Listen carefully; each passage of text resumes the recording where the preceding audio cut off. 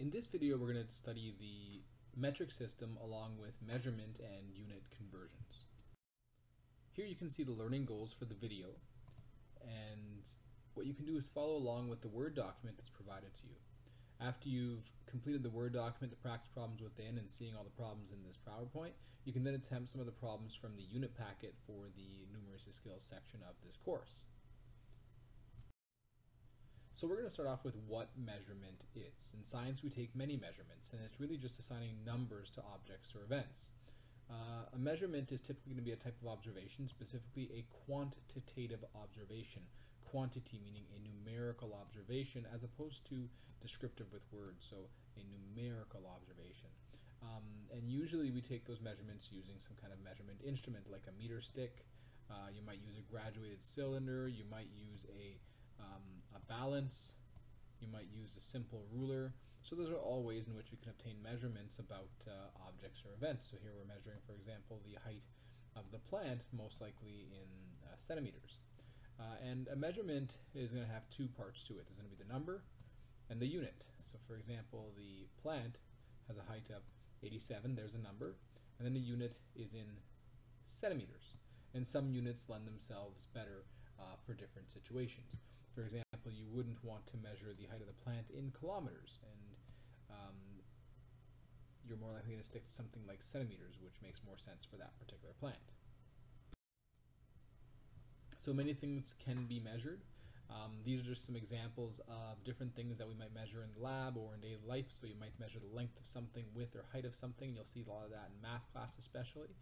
You might want to measure the mass of some substance that you're using in a lab, or see what the volume of a certain object is. You might be monitoring the temperature of substances over time, or during an experiment. So there's so many different things that you can measure, and we have so many tools that allow us to do that. And if we know how to use those tools properly and we know how to interpret those measurements, we can make better sense of what our labs and our results are all about. Many things in life require measurements, not just in the science classroom, but many things in your daily life. So when you're taking your body temperature, when you're baking or cooking, right? If you don't measure the right amounts or quantities of ingredients, well, your recipe might not turn out so great. If you're traveling, if you're on a road trip, you might need to calculate the distances you're going and the fuel costs.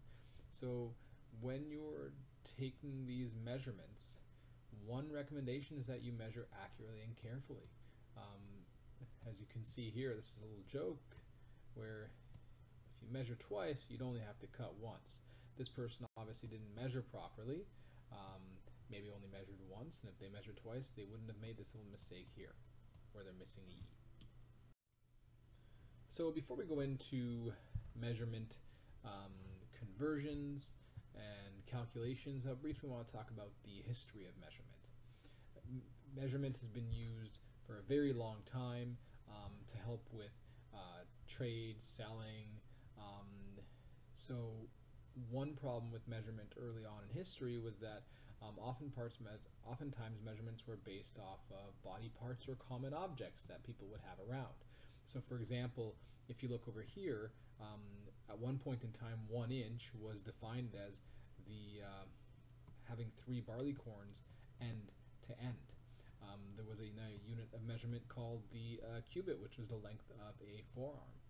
But there were many problems with this. So for example, if you look at the 3 barley corns, if you had 3 barley corns in a bag and you want to get 1 inch of, let's say, a piece of wood to build something with, you weren't really sure if you were always getting an inch every single time. We're not sure if every single barley corn has the same size. So you might have 3 barley corns one day that has a different inch than 3 barley corns a different day, and that can lead to fraud, getting the wrong measurement for what you're trying to obtain. So they were basically too vague, too arbitrary. So to solve that problem, we needed to come up with a standard of measurement, something that would always be an inch, for example. Now, to know more about the history of measurement, you can watch this video over here. Just click on the link and it should bring you to a YouTube video about the history of measurement.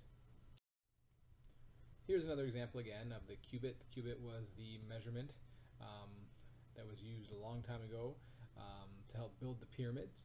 And you can see the cubit over here, how it's defined. So with all this confusion with the units based on body parts and objects that were inconsistent in size, many scientists had a hard time being consistent with the measurements they were taking, and so that called for consistency and universality. We needed some kind of standard of measurement in order to get rid of all the confusion that existed. Different areas in the world had different units of measurement, and it was very, very difficult to figure out if we're on the same page or not with things that we're trying to measure. So to come up with that consistency, most countries in the world follow this system of measurement called the metric system, or the International System of Units. So most countries in the world do use it. There's 3 countries that don't, and you can see them on the map over here, but hopefully eventually they will. But the fact that the majority of the countries use this system makes things a lot more consistent and easier to understand in terms of the measurements when we're trying to purchase things and build things and apply measurements to practical situations. So let's go talk about the metric system in a bit more detail. Let's talk about its advantages and why it's such a good system. The first thing about the metric system that you should truly appreciate is that there's one fundamental base unit for each quantity. So for example, length, that's measured in meters. You can have variation of the meter, you can have a centimeter, the millimeter, but for length in the metric system, we're always going to use the unit of meter. For mass, we're going to use the unit of grams. You can have variations of the gram. You can have the kilogram, you can have the milligram, the decagram. There's so many different variations of it, but they're all related. But the point is that it's always the gram that we're using for mass. For volume, we'll be using the liter, and again, you can have variations of the liter. So there's one fundamental base unit for each thing that you're trying to measure. Length will always be measured in some kind of meter, mass in some kind of gram, volume in some kind of liter, and there's other examples of quantities that you can measure too, and they have their own defined base unit for their measurement. So here we can see, for example, a guitar has a length of 1 meter. So we're measuring length, we're going to use meter. We're not going to use grams, we're going to use meter for length specifically. Okay, and again, you can see over here for length we have meter. You can have variations of that. You can have the kilometer, centimeter, millimeter, but it's all based on the meter. So it's very straightforward and easy to convert between one and the other. Here, if you're, let's say, measuring mass, you have gram as a unit, but you can have variations of that: kilogram, centigram, and milligram. They're all related to the gram by some factor, and we'll see what that is later on. But it's very straightforward. You don't have to think about doing too many conversions if you're only using the gram for the mass. And then finally we have our volume here measured in liters, and there's again variations of the liters all related to each other. In this table you can see a variety of different other quantities that you might want to measure, and then you can see the SI unit that's given to them, and this is the unit that we typically use to measure them. So the SI unit is nice because it's consistent, and we're going to use the same unit all over the world if you're using the SI system for a particular type of measurement. And again, here's another table that shows quantities you might want to measure, and the SI unit that's used to measure it. So you can see mass, we'll use the gram, length we'll use the meter, temperature we'll use the degrees Celsius or the Kelvin. You can see the volume, the liter, the milliliter, and often we'll use the cubic meter and the cubic centimeter. And there's a variety of other measurements that you'll learn later on, but the point is that the quantities have defined units based on the SI system. In this column here you can see the equipment that you would use to measure the specific quantity, and then this column here you can see the definition for the different quantities. So it's a good idea to read through what these quantities are, how you would measure them, what equipment you would use, and then also units that would apply to it. So if I tell you that you're measuring the mass of something and you tell me that the unit is in meters, you're a little bit off there. You need to make sure you go back and take a look at what units you'd use. You'd use something in the gram form. Okay. So be familiar with what units belong to which quantities, and briefly, basic definition of each quantity, and also the equipment you would use to measure the particular quantity.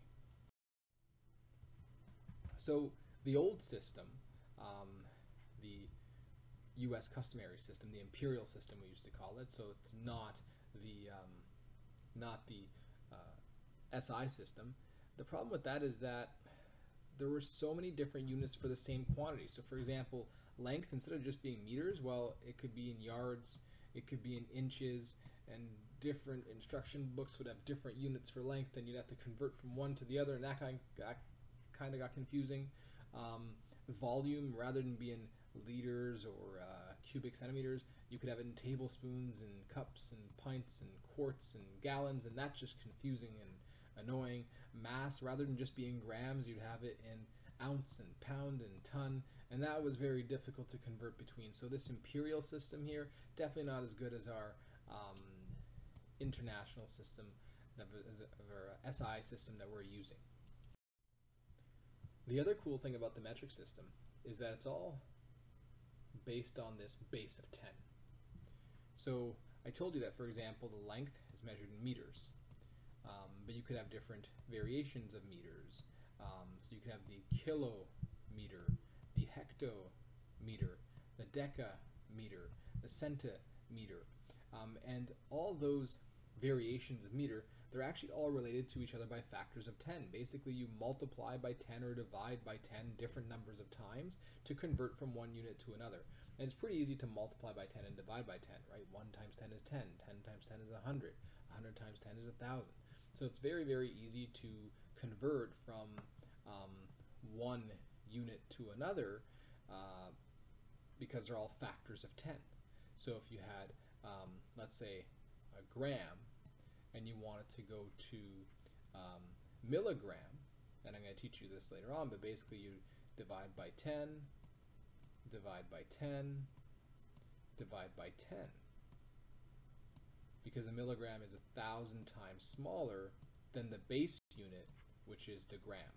So just to clarify again, the base unit is the unit that doesn't have that little prefix in the front. The prefix is the word that comes in the front. So the meter, gram, and liter, they're the base unit for the different measurements, and if you add the prefix in the front, then that leads to a different variation of that unit. So there's the meter as the base unit, and you can have the decimeter, which is 10 times smaller than the meter.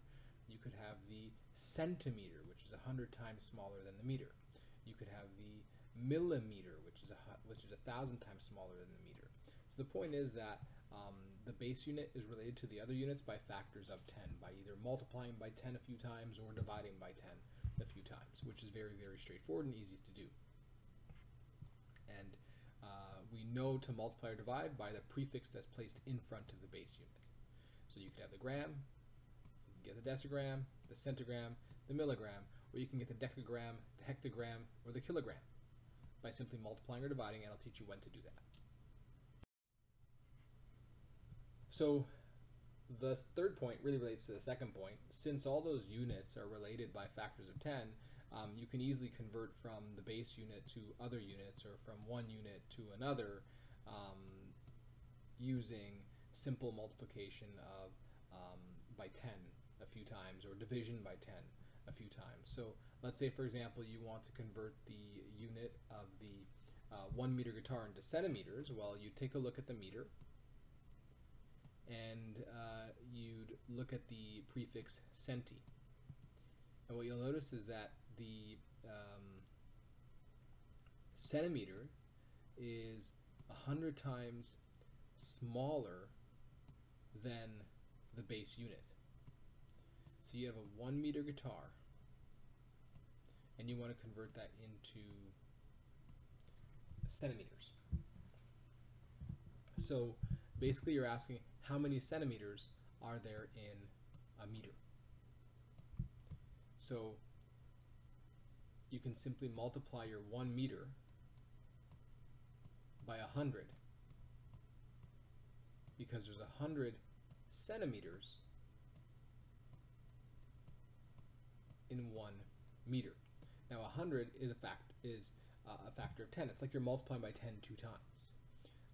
And so when you do 1 meter times 100 centimeters per meter, so this centimeters per meter here, that's what that means, centimeters. There's 100 centimeters in 1 meter. Notice how you have meter multiplied by meter over here. You can cross meters out when you have the similar units on top and bottom, and that gives you 100 centimeters. So your 1 meter guitar, if you were to convert that into centimeters, is 100 centimeters. It's still the same length, it's just a different unit to represent that length. It's kind of like saying I have 1 loonie, or I have 100 pennies. Right, 100 pennies, well, I mean, if they still had value, if we still use them, 100 pennies is worth $1, and a loonie is worth $1. It's still the same thing, just in a different form. But the point is we divided or multiplied by 10 here in order to convert from one unit to another, which the imperial system is not does not work very straightforward fashion, as you would see here. So again, you can see here that many of the units are related in the metric system by factors of 10. It's very straightforward to convert millimeters to meters, meters to kilometers, grams to kilogram, kilograms to a ton. Whereas in the imperial system, things are a bit more confusing. There's 12 inches to a foot, 3 feet to a yard, 1,760 yards to a mile, 16 ounces to a pound. All the factors are different here. They're not all factors of 10. Whereas here it's all factors of 10. 10 times 10 times 10 is 1,000. 10 times 10 times 10 is 1,000. 10 times 10 times 10 is 1,000. 10 times 10 times 10, that's 1,000 as well. And then here you can take a break and laugh at this lame joke. Alright, so now we're going to take a look at how to convert from one unit to another. So here you have the 3 main steps involved in conversions. So you determine what unit you're converting to and from. That's your first step. Determine the conversion factor. So the conversion factor is basically how many times you're going to multiply by 10 or divide by 10. And you do that by figuring out what prefix you have in front of the base unit. And then afterwards you actually do the multiplication or move the decimal. So when you multiply, you're basically just moving a decimal to the left, to the right, and when you divide, you're moving a decimal to the left. And you'll notice that I put a little bit of a description here of when you're going to multiply and when you're going to divide. You're going to multiply when you're going from a big unit to a small unit. So for example, when you're going from, let's say, meter to centimeter, you're going to multiply or move the decimal to the right. When you're going from a small unit to a big unit, you're going to divide. So for example, if you're going the other way around, centimeters to meters. So remember these 3 main steps here, and you should be able to convert from one base unit to another in a very straightforward fashion. So for the practice problems we're going to do, I'm going to show you how to do the conversion using the multiplication division method, and I'm also going to show you how to do the conversion using the moving decimal method to the left or to the right. So here we want to convert the kilometer to the centimeter. So that's our conversion. We want to do kilometer to centimeter. So what we're doing here is we're going to take a look at this little table over here. It basically tells you how much larger different units are compared to the base unit, and the base unit is the part that says no prefix. So for example, if I had the base unit and I want to go to the deca base unit, I'd have to multiply by 10 because it's 10 times larger than the base unit, which is 1 here.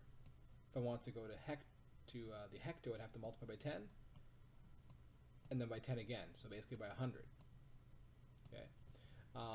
Another way you can see what you have to multiply by to go from the base unit to the different unit is by taking a look at this column over here with the 10 to the power of. That tells you how many times you have to, how many zeros different, or how many factors of 10 difference there are between the base and the unit you want to convert to. So let's go take a look at the kilo. So we're going from kilo to the centimeter over here. And so take a look at how many zeros differences there are. So if you're going from kilo to hecto, there's 1 difference there. Okay. Then there's another difference to go to the deca. then another to go to the base.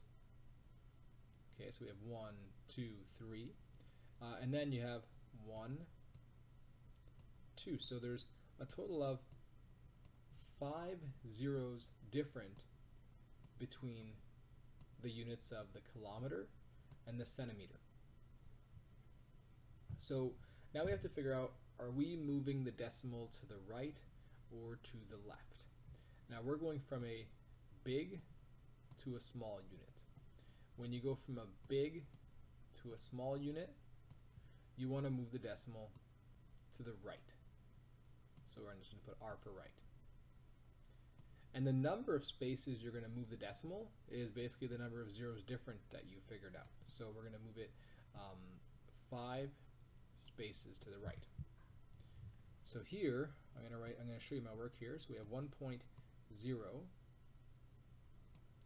and I'm going to take this decimal and count 5 spaces to the right. So 1, 2, 3, 4, 5. This is where your decimal is now.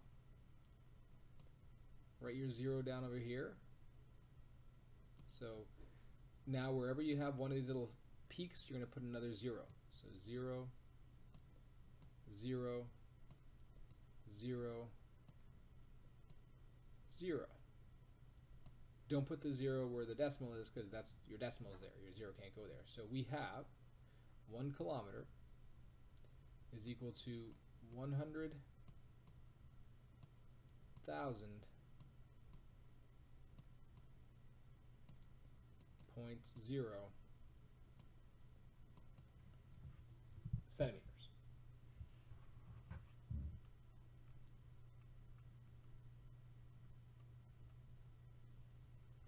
So again, we saw the number of zeros that were different between the two units, and we decided to move our unit to the right because we were going from a large unit to a small unit. And this makes sense. What we're basically saying is the kilometers is large. It can fit many centimeters inside of it because it's large. So we should have a bigger number for the centimeters here, not a smaller number, because again, many centimeters fit inside a kilometer. It's still the same distance, it's just represented as a different unit. So that was the moving the decimal method. Now we're going to try the multiplication method. So now we're going to try the multiplication method. It's the same question. I just want to show you it gives the same answer. So same idea, we're going from kilometers to centimeters. So write down what your conversion is, kilometers to centimeters. And what you want to do is figure out how many zero differences there are. So find your kilometers, 10 to the power of 3, find your centimeters, 10 to the power of -2, and count the difference between them. So 1, 2, 3, 4, 5. So 5 zeros different. We are going from a bigger to smaller situation. Because we're going from bigger to smaller, you're going to want to multiply. So how many times are you going to multiply by 10? Well, you're going to multiply it by 10 5 times. 5 times. So you're going to have your 1.0 kilometers. Multiply that by 10, by 10, by 10, by 10, by 10. So 1, 2, 3, 4, 5 times, and that will give us our 100,000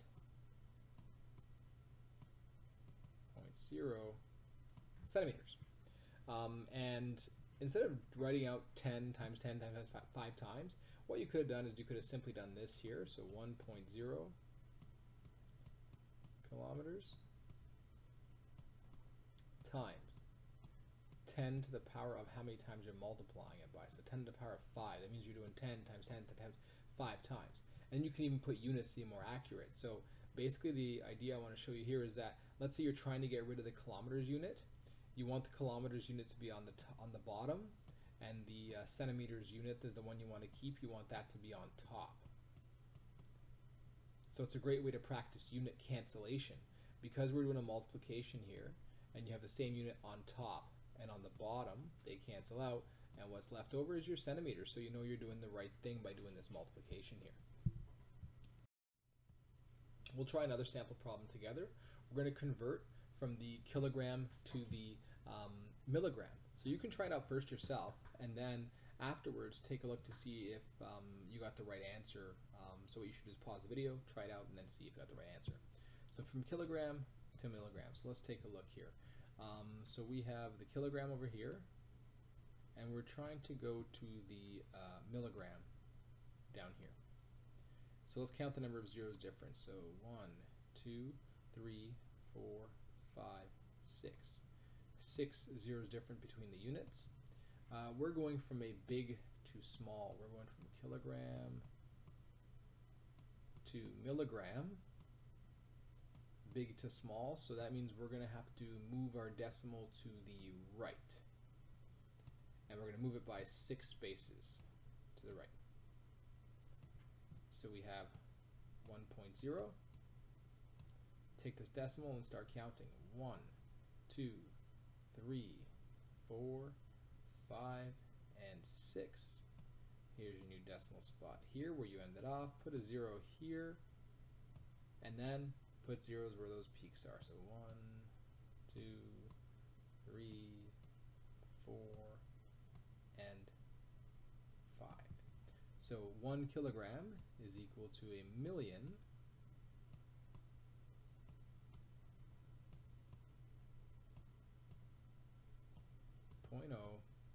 milligrams, and that makes sense. You can fit many milligrams into the kilogram. You can do the same steps, but with the multiplication method or the division method. So again, you're going from a big unit to a smaller unit. There's 6 zero difference between them, as we saw on the previous slide. Because we're going from bigger to smaller, we're going to multiply. We're going to multiply by 10 6 times. And what we're going to do is I'm going to show you the shorthand method. So 1.0 kilograms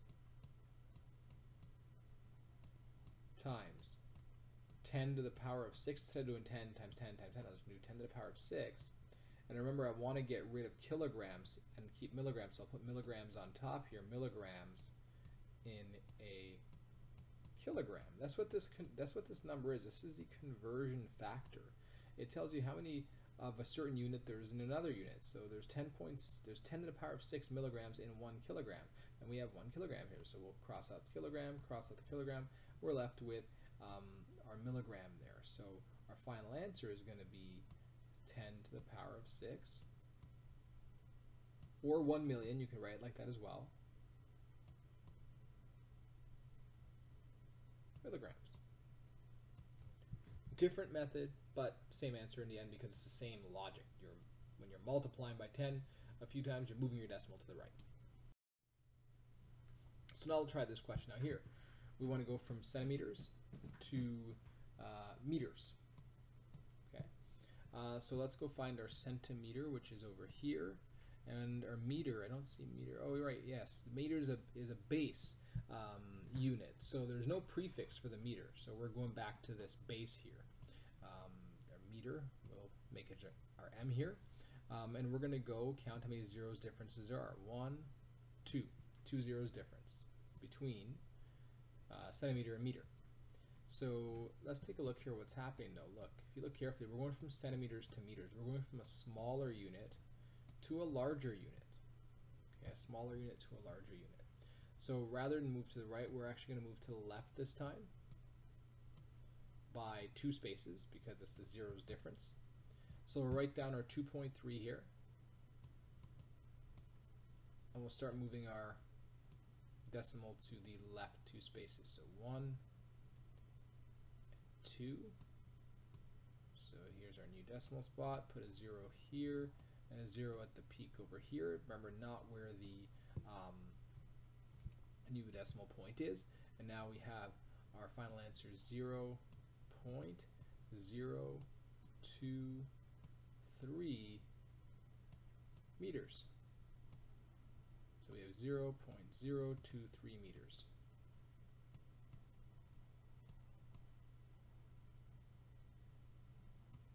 Just like that.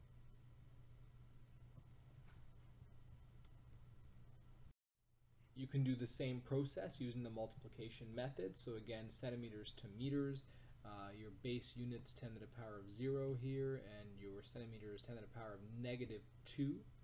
And so we're going to count, there's 2 zeros different, and we're going from a smaller to bigger. So when you go from smaller to bigger, you're going to be dividing instead of multiplying. So how many times do we have to multiply by? Well, it's the numbers of zeros that are different. And so we're going to take our 2.3 centimeters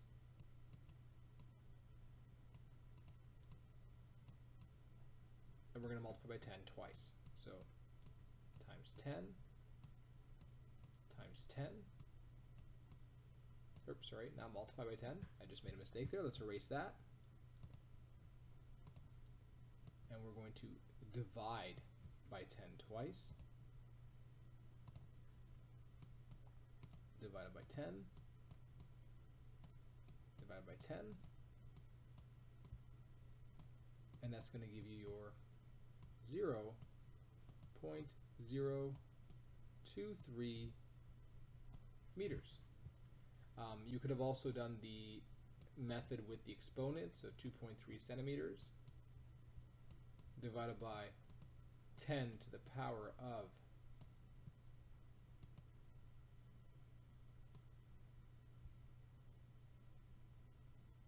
2, and that would have given you 0.023 meters.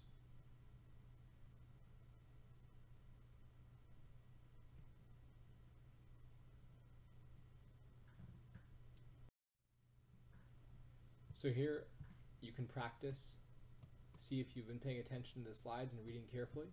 Which of the following sets of 3 units are all metric measurements of length? Pause the video, try it out, see if you get the right answer.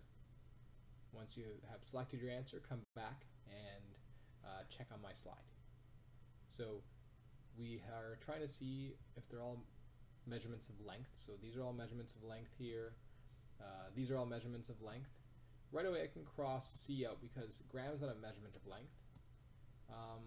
And these here are all measurements of length as well. So we have A, B, and D. They're all measurements of length. But the thing is, we're asking which ones are metric measurements. So inch, foot, and yard, they're not metric measurements. Here, D, kilometer, foot, decimeter, these are all meters, metric measurements, but the foot is not. So we cancel that, and that leaves us with B, all base meter, and then with a different prefix. So they're related to each other by those factors of 10 that we saw earlier, or moving the decimal. There is another method that you can use to convert from one unit to another. It's called the staircase method. Basically, you create this staircase using the base unit and the different prefixes, and then you count how many steps you're taking up or down the staircase to know what you're going to do in terms of moving the decimal. So if you're going, let's say from the base unit, and you're going down the staircase, you're going to move the decimal to the right. You're going from the base unit to a smaller unit, so you're going to move it to the right or multiply by 10, depending on the number of times you moved.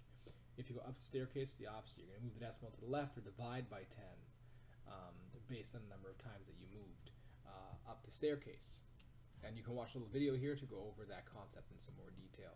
There's also a trick here to remember the staircase, so kilo, king, hecto, Henry, di, deca, by, the base unit, drinking, deci, chocolate, centi, milk,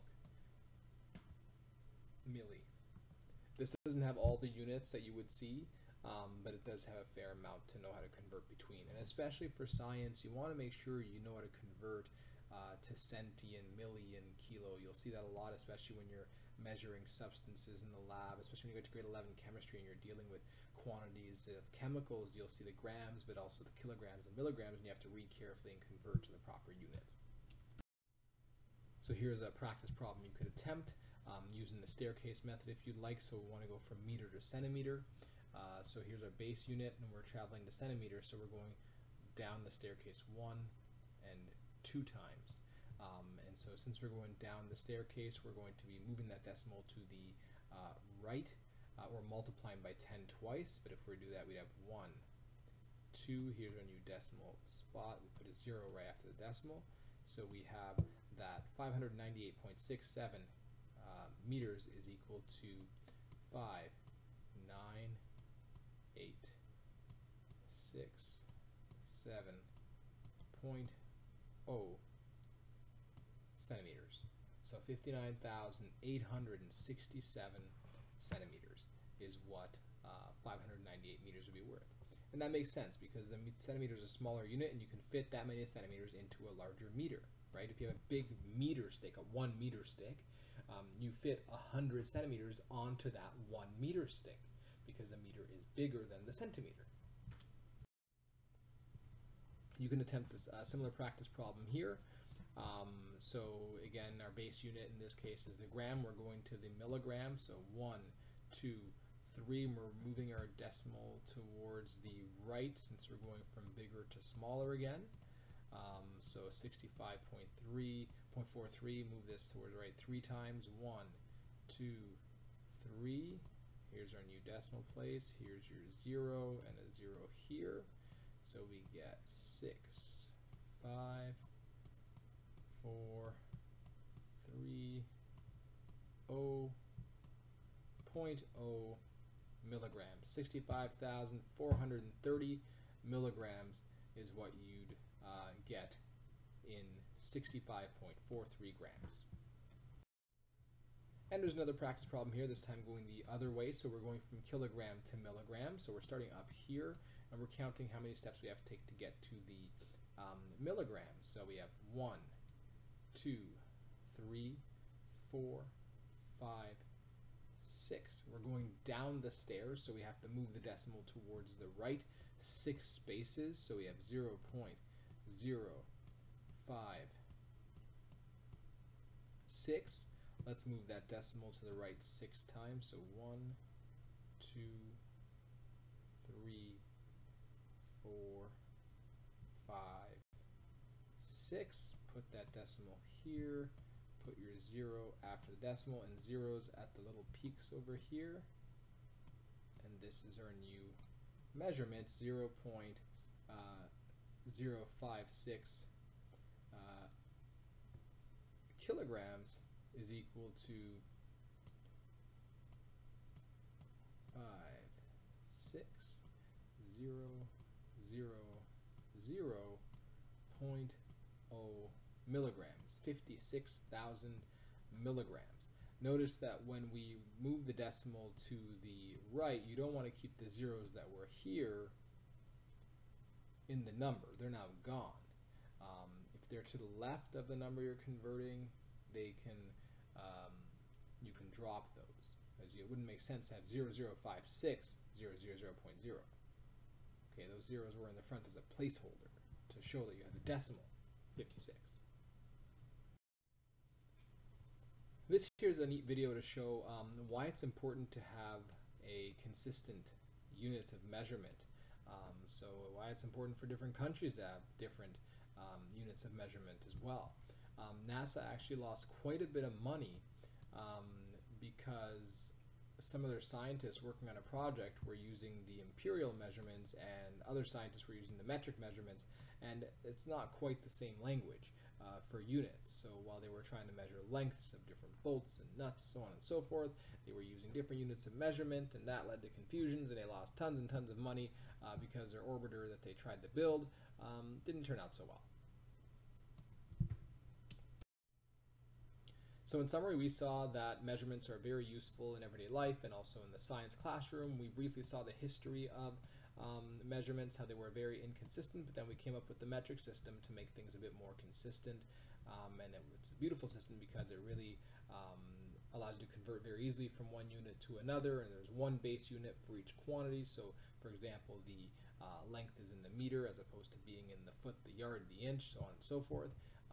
So science does use that metric system, and you can see all the benefits of the metric system here. And we saw how to convert from one unit to another in the metric system by either multiplying, dividing, or moving the decimal to the left or the right. And you should know how to do various conversion problems as we saw in this presentation here. So in order to move on and improve, you need to make sure you review the notes that you saw here in the PowerPoint presentation, this video. Do all the practice problems that are in the notes in the numeracy package, as well as any other conversion worksheets your teacher may provide to you. And there's a few other videos that you can watch here. I will briefly post another video out shortly to show one more sample problem that some students may get stuck on when doing conversions, so keep an eye out for that as well.